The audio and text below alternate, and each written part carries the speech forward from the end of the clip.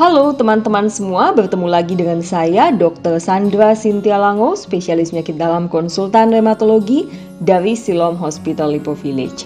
Hari ini saya akan membahas tentang pengobatan artritis rheumatoid. Teman-teman, pada beberapa episode sebelumnya saya sudah banyak membahas tentang gejala awal artritis rheumatoid, bagaimana seorang rheumatologis atau konsultan rheumatologi menegakkan diagnosis artritis rheumatoid, pemeriksaan apa yang harus dilakukan, dan bagaimana proses diagnosisnya. Tentunya setelah kita mendapatkan suatu diagnosis, tujuan utamanya adalah mengobati kondisi ini. Nah, kapan kita harus mengobati artritis rheumatoid? Tentunya secepat mungkin. Ya, harus secepat mungkin sebelum terjadi kerusakan sendi dan cacat sendi. Pengobatan yang diberikan sejak awal akan memberikan hasil yang jauh lebih baik dibandingkan yang terlambat diobati. Oleh karena itu teman-teman, pada saat terdiagnosis oleh seorang rheumatologis atau spesialis penyakit dalam konsultan rheumatologi, sebaiknya teman-teman segera mengikuti program pengobatan daripada dokter atau tidak menunda-nunda. Nah, ini seringkali terjadi, ada beberapa yang mencoba-coba obat lain dan cara-cara lain yang tidak terbukti secara ilmiah dan kemudian nanti balik ke rheumatologis setelah sendi semakin parah dan mulai terjadi bengkok sendi. Nah, semoga pengalaman ini tidak terjadi pada teman-teman ya. Nah, kita ingin tahu apa sebenarnya tujuan pengobatan artritis rheumatoid. Nah, secara sederhana tentunya teman-teman datang dalam kondisi sakit.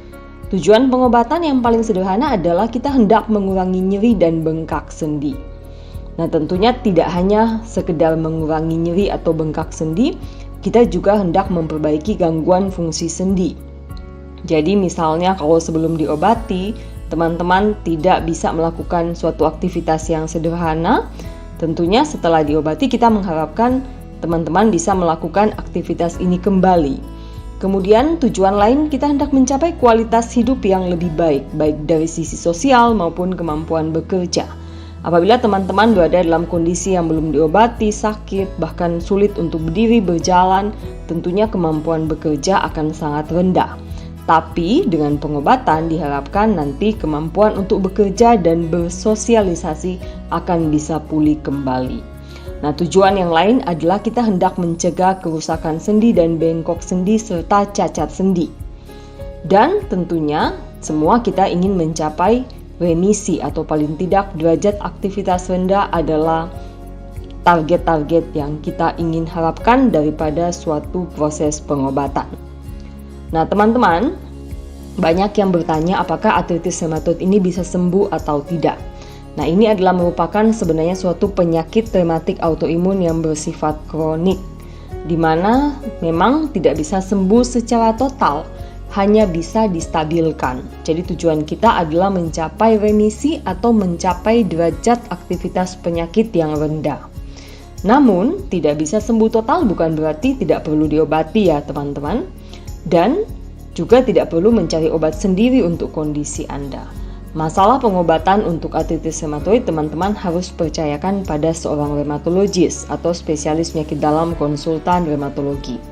Pengobatan artritis rheumatoid sudah kita ketahui sejak lama dan obat-obat yang digunakan saat ini bukan obat baru, namun sudah puluhan tahun dipakai di seluruh dunia. Nah, apa target yang hendak kita capai dari pengobatan? Tadi sudah disampaikan adalah masalah remisi. Remisi adalah suatu keadaan stabil atau tenang selama pengobatan. Namun teman-teman sekalian banyak yang salah kaprah soal remisi, di mana mengira harus tidak minum obat sama sekali yang disebut remisi. Ada juga yang masih bengkak sendinya menghentikan obat dan mengatakan, oh saya sudah remisi. Nah, ini tentunya salah. Jadi teman-teman, remisi pada artritis rheumatoid ada kriteria dan aturannya. Nah, di sini saya mempresentasikan salah satu kriteria dari ACR dan EULAR 2011. Tentunya untuk menyebut teman-teman sebagai remisi, ini harus dinilai oleh dokter. Nah, berdasarkan apa dokter mengatakan teman-teman remisi? Berdasarkan ada tidaknya bengkak sendi, ada tidaknya nyeri sendi, dan bagaimana CRP teman-teman serta penilaian secara umum tentang kondisi umum teman-teman semua. Nah, jadi sudah jelas ya apa yang dimaksud dengan remisi. Nah, teman-teman banyak yang bertanya dan membanding-bandingkan pengobatan artritis rheumatoid antara satu orang dengan orang yang lain. Nah, sebenarnya secara umum pengobatan artritis rheumatoid ini ada panduannya, yaitu menurut Euler 2019, yaitu suatu organisasi rematik Eropa. Ini adalah salah satu contoh, masih banyak panduan-panduan yang lain. Namun, terapi ini bisa berbeda pada setiap orang bergantung pada berat ringannya penyakit. Untuk orang yang RA-nya berat, obatnya bisa berbeda, kemudian mungkin obatnya bisa banyak dikombinasi. Tapi untuk orang yang RA-nya ringan, mungkin hanya menggunakan satu obat saja. Dan kemudian dokter juga harus mempertimbangkan ada tidaknya penyakit penyerta. Dan tentunya keputusan obat apa yang akan digunakan ini bergantung pada kesepakatan antara dokter dan pasien. Jadi tidak heran kalau obat Anda berbeda dengan obat teman Anda. Nah teman-teman, ini adalah obat-obat yang biasa kita gunakan dalam pengobatan artritis rheumatoid. Kita mengenal ada konvensional DMARD, yaitu misal contohnya adalah methotrexate, leflunomid, sulfasalazin, hidroksikloroquine, sampai pada obat-obatan yang cukup canggih yang disebut dengan biologik, agen biologik, misalnya TNF-alpha inhibitor, adalimumab, ataupun interleukin 6 inhibitor, dan masih banyak lagi. Jadi teman-teman jelas di sini bahwa tidak cukup minum steroid saja atau penghilang sakit biasa. Kita harus menggunakan salah satu obat-obat yang saya sampaikan ini. Nah, teman-teman sekalian, dalam pengobatan atau sementara minum obat, kita harus bersabar. Karena tidak ada obat yang bekerja sekejap dan langsung membaik. Biasanya rheumatologis menggunakan pilihan terapi pertama adalah methotrexate, kecuali jika ada kontraindikasi. Dan butuh waktu beberapa bulan obat ini untuk memberikan efek maksimum. Jadi teman-teman harus bersabar. Jangan hanya minum obat 1 bulan dan kemudian putus asa karena tidak membaik. Nah, pada awalnya sering kita harus kombinasikan dengan steroid, misalnya prednison, methylprednisolone, ataupun NSAID sebagai penghilang nyeri. Jadi bisa dipilih salah satunya. Tapi jangan lupa ini bukan obat utamanya. Jadi jangan teman-teman hanya mengobati dengan obat ini, tapi tidak menggunakan DMARD yang saya sudah jelaskan tadi. Dan jangan lupa selama pengobatan harus tetap dipantau secara berkala untuk dinaikkan dosisnya sampai penyakit Anda terkendali. Jadi jangan putus asa kalau dalam 1-2 bulan belum membaik dan kemudian menghentikan pengobatan. Karena biasanya obat-obatan ini membutuhkan waktu yang cukup lama untuk menimbulkan efek yang maksimum. Nah teman-teman, yang penting sekali lagi adalah pemantauan dokter. Dokter akan menentukan apakah dosis obat harus dinaikin atau harus dikombinasikan dengan obat yang lain. Misalnya ada orang yang harus menggunakan 2 jenis DMARD atau bahkan 3 jenis DMARD.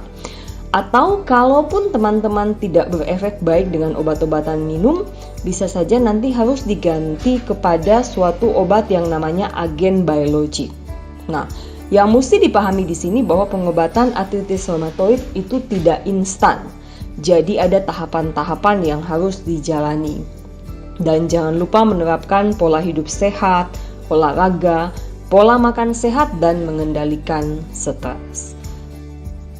Teman-teman, kadang-kadang kita membutuhkan obat-obatan khusus yang namanya agen biologik. Nah, banyak yang bertanya, agen biologik ini ada nggak di Indonesia, dok?